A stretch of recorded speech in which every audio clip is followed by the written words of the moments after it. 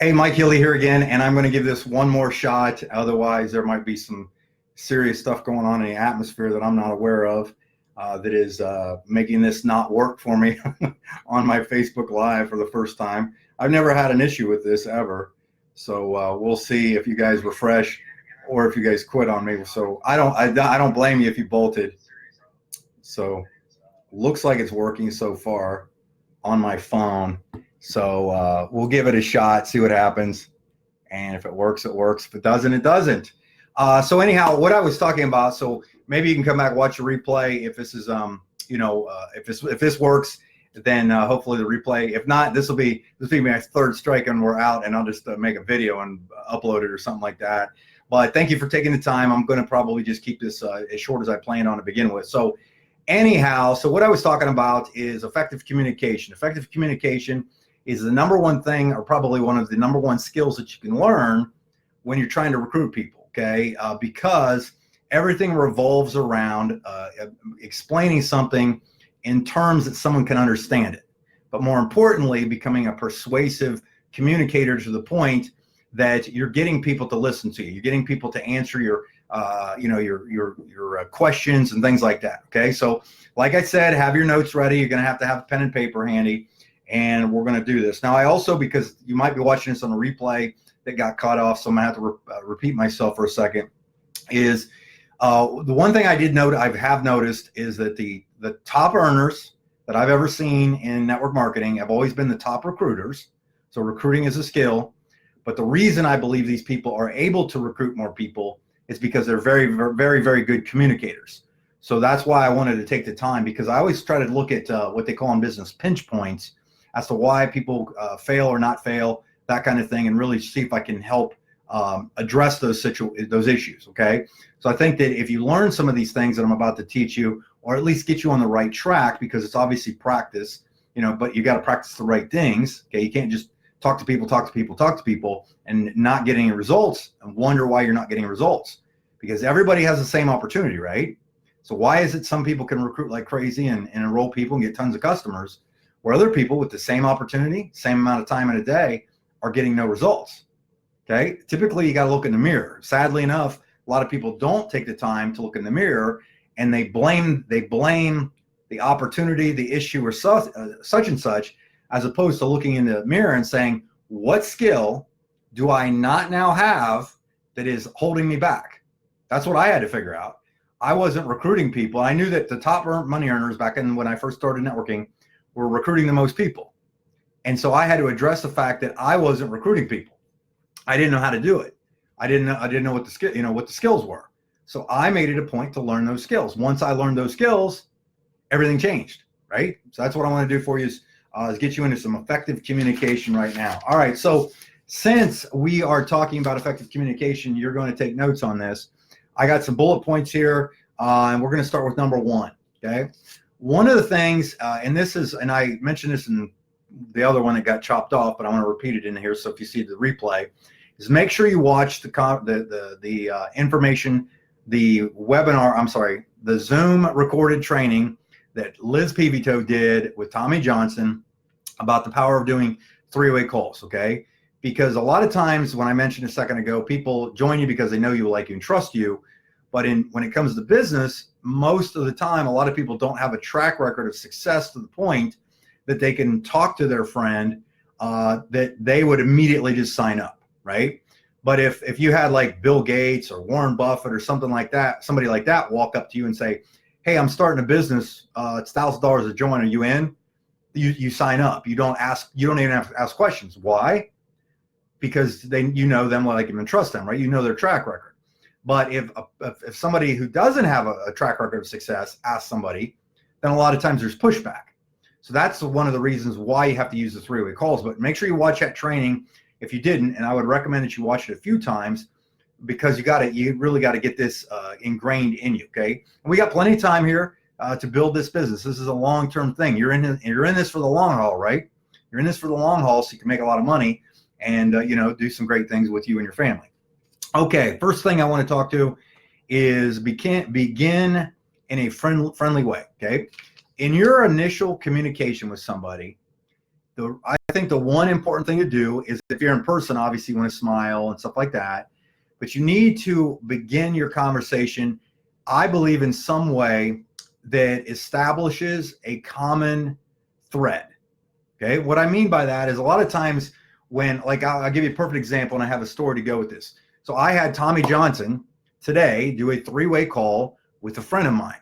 Okay. A very good friend of mine that I have not been able to close. Okay. So guess what?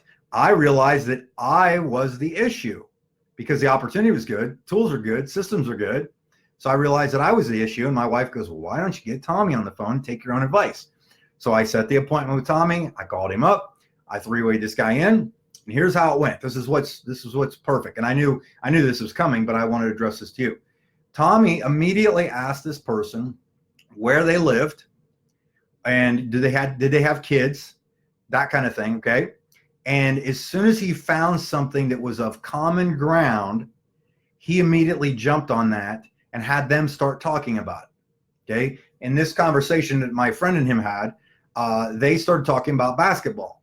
Tommy's son's a very good basketball player, and this gentleman's son is a good basketball player as well as himself. Okay. So immediately they started having that dialogue and that rapport. A lot of times what I'll do is, when I do, they built that rapport. And what that does is that takes the pressure off of somebody, to really, immediately the defenses come down. Okay. And you kind of just relax people, because when you start communicating with somebody, especially about if you're going to pitch them on something, you don't want to just jump into the pitch. Okay. That's not how it works. You've got to warm somebody up. You got to just kind of tap into that. A lot of times will ask somebody where they live, because I've either usually traveled there, or I know somebody there, or, I might ask them about sports because we're football fans or something like that. But I typically, if you start your conversations, or you start building rapport immediately, one easy way to get someone's defenses down, to start creating dialogue and effective communication, is to ask something that you would eventually have in common. Oh, my sister lives there. Or, yeah, I had a buddy that went to high school there and he said it was amazing. Do you have that? I did that yesterday. I asked a few people where they lived, and then I addressed if I'd been there and that kind of thing. Okay. All right. Point number 2. Let's write this as a bullet point down. Form. Write this down. FORM. Form. Okay. If you're stuck a lot of times in communicating with somebody, and back to the kind of the building rapport and stuff, FORMS is an acronym that stands for family, occupation, recreation, and money. Okay. These are typically most people's hot buttons. Okay. That you can start to communicate effectively a story in there, or you can find out what somebody's wants and desires are. Because really, really important is, whenever you're communicating with somebody, whenever you're having a conversation with somebody, always remember that this conversation has nothing to do with you. It has everything to do with the person. Okay. And you have to be genuine about this too. You have to be genuine about making sure that person feels the fact that you're genuinely concerned. If you want to know how to get to find where this business fits as a solution for somebody, okay? Because you got to remember this has nothing to do with travel. This has nothing to do with money at the moment. It has to do with solutions. Okay, I'll see if I can put it to you in a better way. It's not the money, it's the solution that they're looking for. Okay, it's the family time that they can gain because this is a vehicle. Okay, that's how you have to always remember what you're doing is you're trying to address this business to them, so that they can actually see how this is a solution to their problem. Okay, so when you're going through the form, family, occupation, recreation, and money, a lot of times what I try to do is I try to take mental notes, or a lot of times if I'm on a phone, especially if I'm on a phone and they don't see me doing it, or if I have a pen and paper, I say, hey, if I look away, I don't want them thinking I don't want them thinking that I'm not listening to them. So if I'm on a Zoom, a video conference, and I'm doing this, I say, hey, that's a great point. I want to write that down. I let them know I'm writing stuff down. Okay. Or they'll say something. I'll say, man, that's pretty good. I'm going to write that down. So they see me doing that. A lot of times when I'm doing a call too, to remember somebody's name, I always write their name on a piece of paper, because I've done that before where I've had a 30-minute call and I forgot their name after 2 minutes. And then I was so embarrassed by the time I got out there, I would ask the person, say, well, how did you guys meet? And hopefully the person that introduced me would say their name again. But anyhow, I'm just giving you a tip there. But with form, what you're doing is you're finding out what their interest levels are, what their hot buttons are. And then what I try to do is I try to take notes down on a piece of paper, or mentally I'm taking notes if I'm having just a conversation about what those things are, what their hot buttons are. Because then I'm building my case. I'm building my case as to how I'm going to then share my opportunity with them. Okay, it doesn't come, I don't put the horse before the cart before the horse. Okay, now here's the, the other thing, write this down. This is another point. And this is out of order. I had this one written down as number 5, but I'm gonna throw it in there since I said it about their name. The other thing is make sure you write their name down and use their name in a conversation. The greatest word to anybody in the human language is actually their name. Okay, it's the sweetest thing. It's the best thing that they can hear is their name. Okay, you know, people, you like it when people say your name. Everybody likes to hear it when somebody says their name on stage, right? That's so always remember during your conversation, say that. Say something like, well, hey, Liz, thank you very much for being, taking the time. I really appreciate it. Liz, how long have you been in this industry? Oh, awesome. And then and then, hey, Liz, tell me about your family. So you want to use the person's name a few times, because that's going to get them to they posture up. Okay, it's really kind of cool how you can see somebody do that. And I'm talking most of this conversation stuff I'm talking about on the phone or through the video and stuff like that. Since this day and age, we're doing a lot of video conferencing. This is not on my notes, but I want to give you a tip.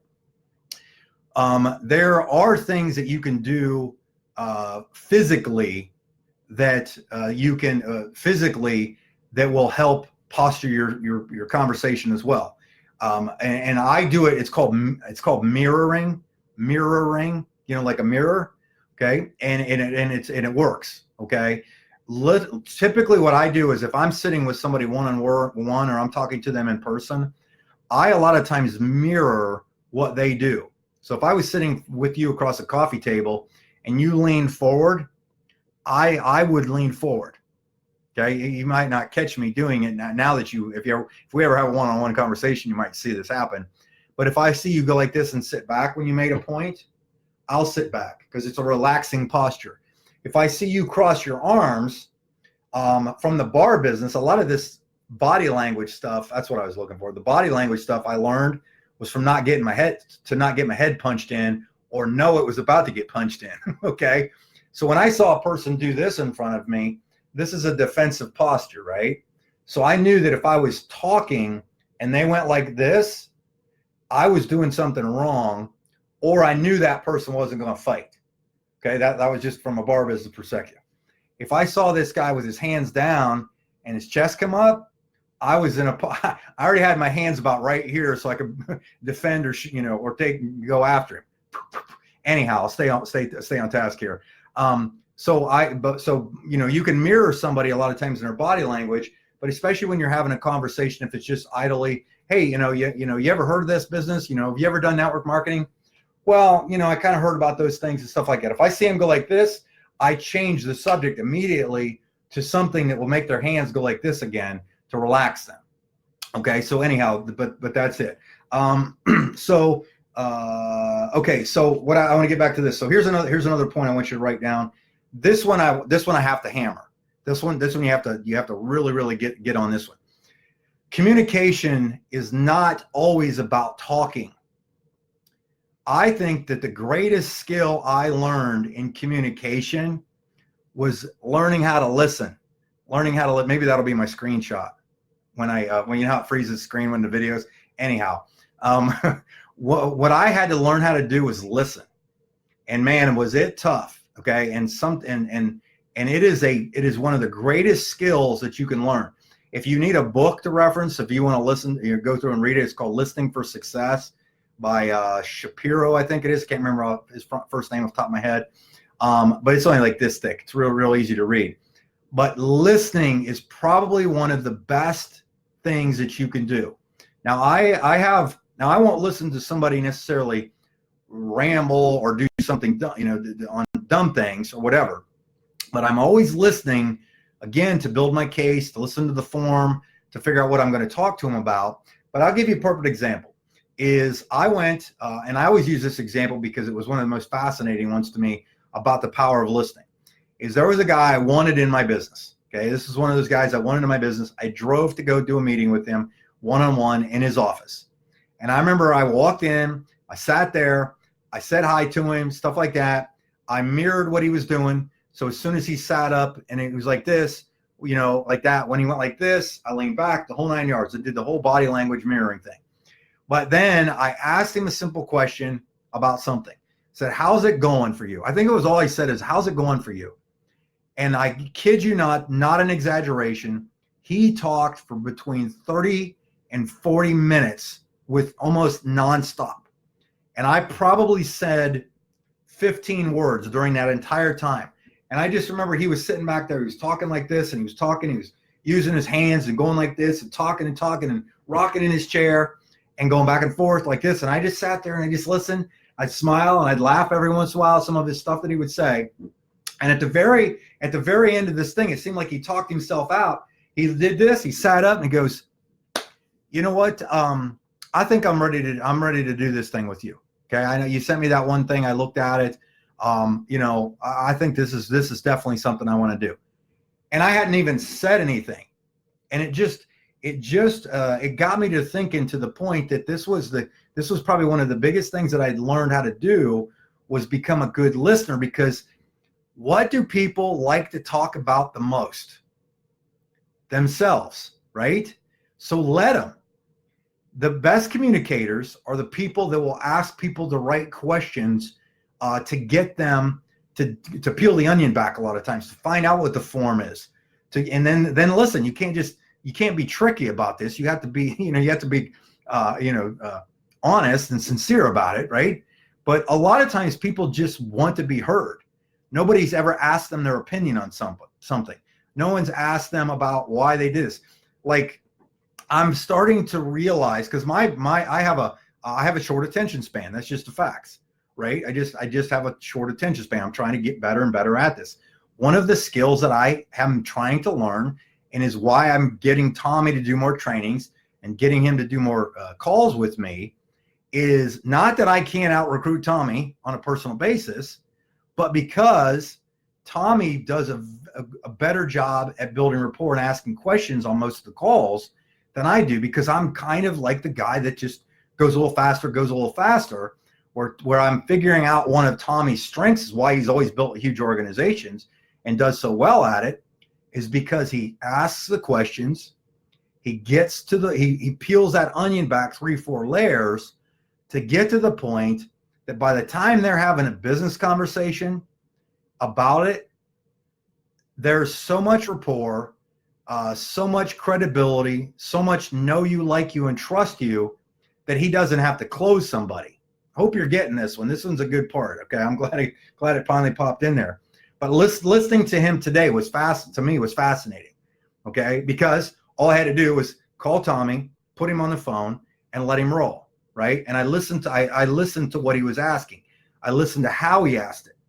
I listened to how long he let that person talk, basically until the person was talked out of that subject, and then he brought up something else, and then continued the conversation to the point. It was an 1.5 hour long call. But guess what? Immediately after the call, the guy called and said, "Hey, call me. We got to talk. I want to do this thing," kind of thing. Okay, well, what changed? What changed from all the stuff that I'd sent him? Right? It was learning to be an effective communicator. I let somebody else teach me, again, on stuff I probably should have already remembered. But you get tied up in this stuff, and I had to just get back on track. Right? Okay. The other thing, write this down. Make them. This is kind of goes along the same lines of this, but I had this written down. I want to make sure you write it down. Make them feel important. Make them feel important, not you important. Okay, like I said this earlier, is you shouldn't be the subject of the call. Okay, they should always be the subject of the call, and make them important. I know there was something else I was thinking about during the call with Tommy. The one kind of thing that I saw Tommy do too was when that person talked about why they didn't want to do network marketing, Tommy never argued about it. Okay. And I think I wrote this down on another page, maybe about that. But the other thing that's important is you have to remember never, ever to argue about something with somebody about their opinion, because their opinion is gospel to them. Okay. Like if somebody brings up something about why, the travel platform, why they're having, well, a lot of times people feel like, especially when you begin to talk about business, that there's going to be this sell. Like we're all conditioned to think about the hard sale, the close. Okay. The reason I've learned how to have very good success with this is I don't, even though I tricked you with the topic of this thing of how to close more prospects, I don't close people. People close themselves. Think about that. How much easier is it if you've asked the right questions, you've communicated effectively and built rapport to the point that they close themselves. Why did my friend Steve, who did talk for 40 minutes, do that? He closed himself. The things that I may have spoken about were asking a pointed question to get kind of a yes answer that what I was doing was probably going to benefit him. It's the same thing for when you're talking about becoming a customer or something like that. If somebody says, well, I went and looked at the platform and I didn't notice any real savings. I don't argue with them about it, because that's their opinion. That's their opinion. But what I might do is say, how did you come to that conclusion? Pretty simple, right? I asked them, and I asked them, how did you come to that conclusion? Well, they start talking about that. But then what I try to do is figure out a way to compliment them on how they came to that conclusion, good or bad, benefit to my being persuaded to my way of thinking or not. I try to compliment them, because then it edifies that person who they like to talk about the most themselves. But then what happens then is I ask them again, and I ask them another question. Really, did you happen to do this? Did you happen to do this?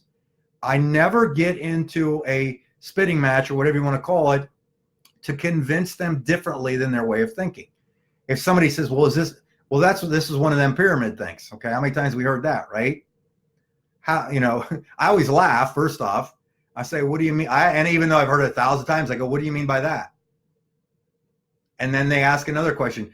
I literally ask them questions without freaking out and getting defensive, to the point that they finally talk themselves out of being nonsensical, if that's a word, okay? To use a little common sense. It was in most cases, it's a knee-jerk reaction in a lot of conversations you have with people. Well, that's one of them things. What do you mean by one of those things? Okay, asking questions. Like you guys probably, a lot of you probably know who Danny Johnson is. Danny Johnson does the self-help and the network marketing trainings and stuff like that. Great resource, great stuff. She puts out a lot of great stuff. She's got a good culture, good following. Not in networking by any means, but she trains networkers, right? And she used a phrase I thought was pretty cool, if I can remember it now off the top of my head, was she would say, well, tell me more about that. That was her phrase. And she said, well, tell me more about that. And that's how she always kept the conversation going and got them to continue to talk to build that. And then she would say, well, I don't know about, she goes, oh, well, I don't know about that, but here's what I know, or here's what I found out. I think that's what it was. And maybe if somebody's ever gone through her trainings, you can post it down in the comments.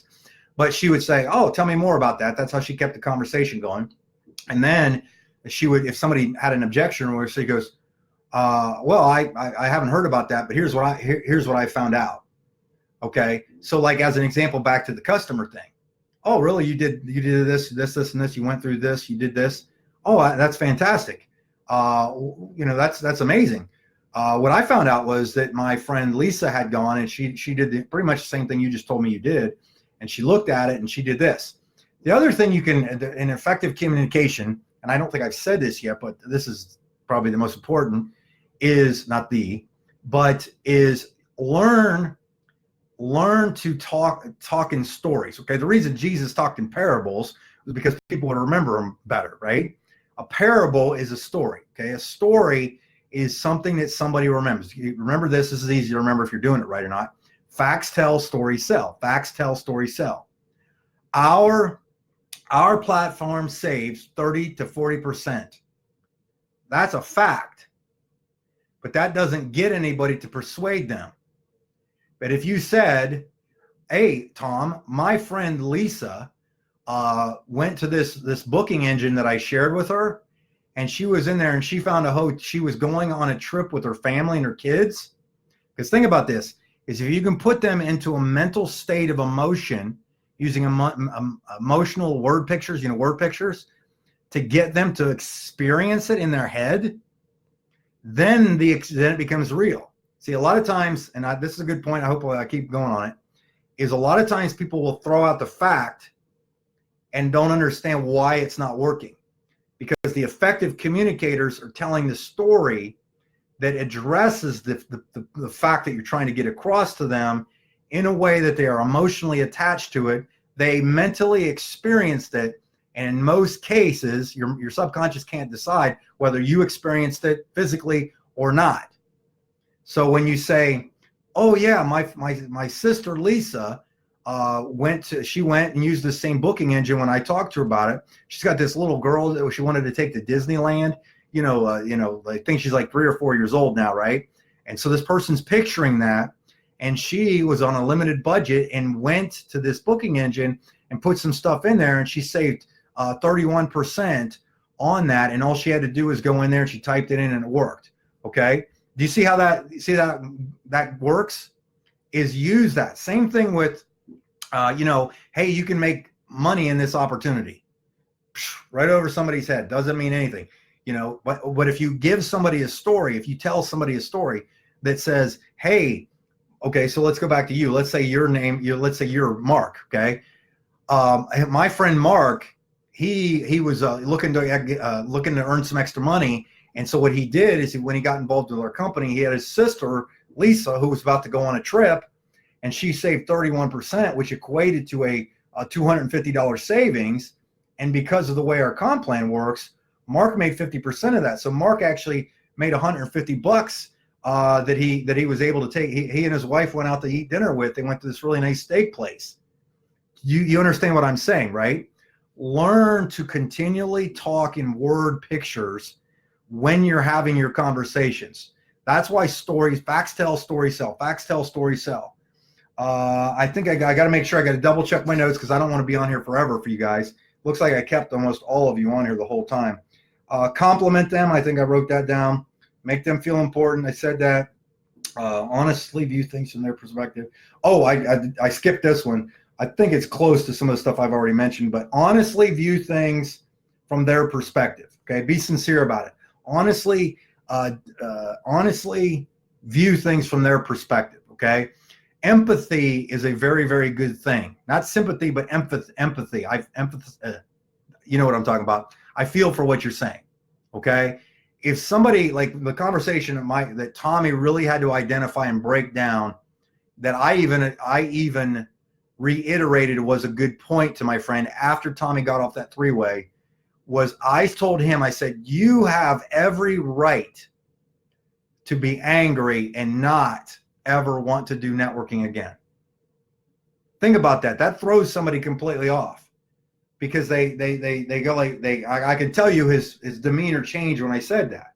I said, you have every right to be upset. They're not used to, usually we're just used to being defensive and my way's right. But when I had empathy for him and emphasized the fact that I understood that I'd been there, we now had a mutual connection again. And then he came around. I said, Mike, why do you really think this is different? Why do you really think this is different? Do you think this is the one? And I said, you know what? I've been thinking about that myself. And here's what I came up with. I believe that I have all these skills. I've learned a lot of these things for a reason. And I really do think I've done enough due diligence. I believe in Holton. I believe in the concept. I think the concept's brilliant. I think our model is different than anything else that's been out there. But at the same time, I was in the same situation that you were in. And here's what I kind of closed him with, was I said, I finally realized that I didn't want pride to get in the way of of holding me back from being stupid enough to make an ignorant business decision on stuff I had no real knowledge about yet. Something along those lines. I know that wasn't verbatim, but I basically, I was trying to address, I said, I'm all chips in. All my cards are up and all my chips have been put to the front of this thing. That's the level of belief I have in this thing. I mean, I told him, I said, I'm going after it as hard as I could because I said, Ron, I understand where you're coming from. And like I said, you have every right to be upset the same way I do. I've had companies fail me. I've been in opportunities where I've made money, lost money, quit, didn't work, had people do this, had people do that. And it's not going to change. I mean, it's, people are going to quit, people are going to come and go. It is what it is. But then I finally said that to him. And I think that was the thing that kind of, besides all the other stuff Tommy talked to him about, but I felt sympathy with, or empathy with him. We addressed it. I told him the same stories that he already knew some of the same stories. We were in some of the same company together, one of the same companies together, experienced the exact same situation where we lost, something we built for years together. And I said, I believed that I told him this, I said, the other thing too is I really only want to work with people that I believe would be good friends of mine long term. You know what I mean? I said, you're one of those people. These are the kind of people, that I want to work with. I want to build a rapport with. I want to travel with, that kind of thing. And I basically, I was totally honest with him on that. And I think that is effective communication. When you find out what somebody's needs are, you find out what their hot buttons are. You don't just always think you're right every single time. You ask questions. You get to the root cause of it. You peel the onion back to find the real root cause, the real thing. Okay. That's why a lot of times, like, I think that my sizzle call is fantastic for piquing interest, right? I think it's a very good call, an effective call. And most people listen to the entire, like I said, it's like 8 minutes long, but they listen to mostly the entire thing. But then I think there's some missing links because you can't. The iDecide is a phenomenal platform as well to introduce somebody to this, to get somebody to understand that what we have our hands on. But I started the call with this, I can't remember on this being the third take of this video, this is a people business. This is a people business. This isn't a travel business. This is a people business. And if you learn to be a good communicator, I'll give you, like people in my group, I'm going to point some people out. Dr. Lorette Willis, I know you're on here because you just made a good comment to me. Thank you very much. Has recruited a lot of people. You don't even know. You don't already hear about her doing it, but she's out there recruiting. But I can promise you she's a good communicator, right? Probably her top people in her group that she's recruited, Terry and Felicia. Guess what they're good at? Communicating. Like Terry's phenomenal at it. Felicia's phenomenal at it. Liz Pivito's good at it.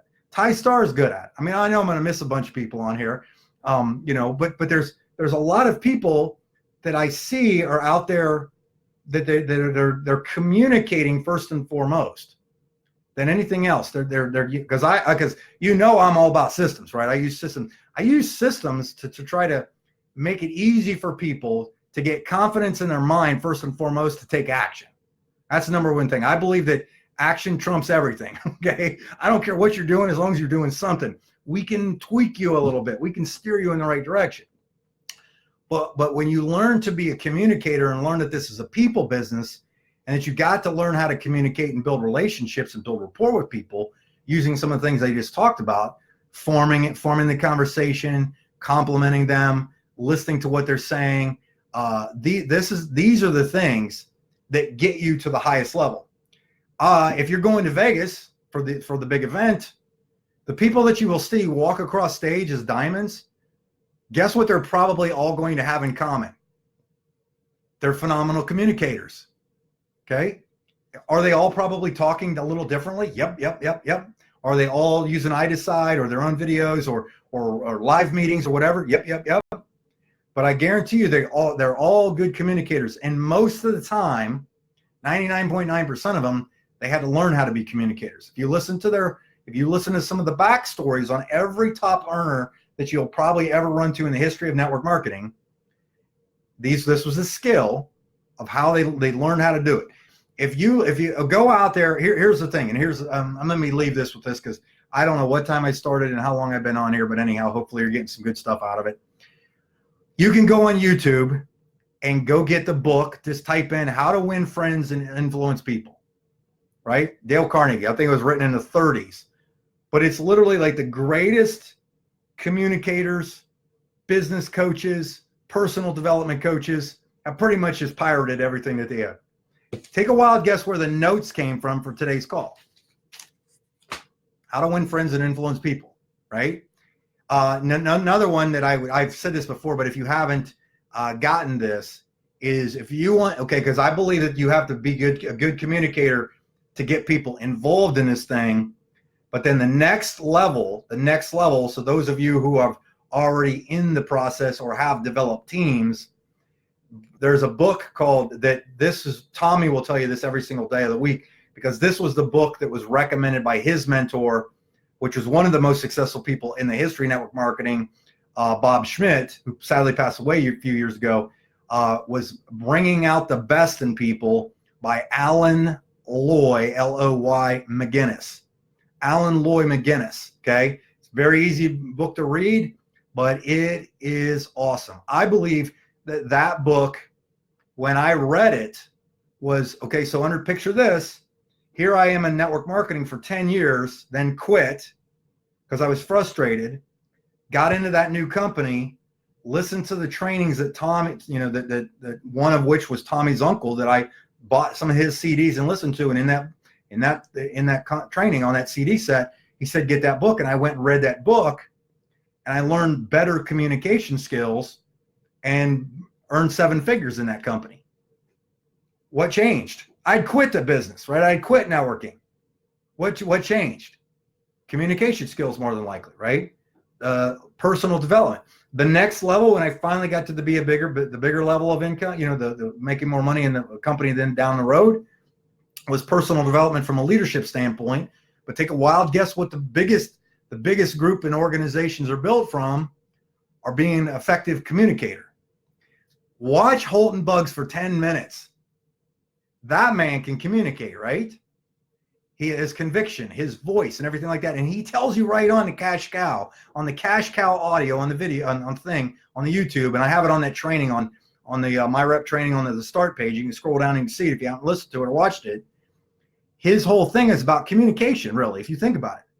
How to communicate how to posture yourself, how to communicate, how to address things. This is one of the critical points that a lot of people miss. But if you study it out, if you start studying this point right here on how to be a good communicator, I believe that you will accelerate your results. You'll accelerate your results because you're going to get some good ones. And when you get good results, you repeat those actions, right? What's rewarded is repeated. A lot of times the reason people quit the business is they go out, they have no real leadership or communication skills. They try a few things. They fail a little bit, so they don't get any results, the good results they wanted. Then they quit trying, they quit learning, and they never get to the point where they actually get a good result and a good thing. The reason I have no problem recruiting is I understand that I understand how the process works. Not everybody's going to say yes, but I've done it enough, and I know that I'm a good enough communicator that I can be just dangerous enough to recruit people, right? And more people I typically recruit, the bigger my organization gets. Duh. This isn't rocket science here, people, right? Are you guys getting something out of this? If you can, make a couple comments down below. But listen, I know I'm in the middle of the afternoon, my time, Eastern Standard Time. You guys are awesome, okay? You can listen to that. I know Ted Henry on here, you commented, you're reading that now. You can actually listen to it on the audio version. Is on there. Most good books, so they already have audio on there, because a lot of the older books weren't even really copyrighted back then or something. or people put them on there, but you can always get there on there. Great content. Thank you very much, Liz. I appreciate it. You're doing fantastic. Obviously, Liz is a good communicator. Okay. Practice it. Practice on somebody. Go make a friend with somebody. Don't try to pitch them or recruit them. Go make a friend. They'll eventually ask you what you're into, and it's nonchalant. And if you see them go like this, change the subject. That's what I do. If people like, if I'm ever at a house, or like let's say we went to a kid's birthday party and somebody asked me about business, I'll talk to them. I'll give them a little more detail. And if I see them start to fidget, I know I've gone a little too far, or they're becoming, or I'm getting too pitchy, and I back it off. And then when I back it off, they then ask me maybe another question, or I say something like this, or I change the subject. So obviously, thank you guys. Appreciate it. All right. Well, kids, ladies, gentlemen, myself, you're dismissed. Class is now over. I really appreciate you guys being on here. I really do believe that we are building a great community, great culture inside the Boom Time group that is going to translate out there to the masses. You guys are doing a fantastic job.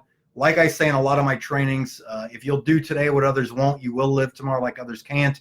This is all about learning skills, staying the course, staying in, work on yourself. Jim Rohn says this all the time, work harder on yourself than you do on your business, and it will all fall in place.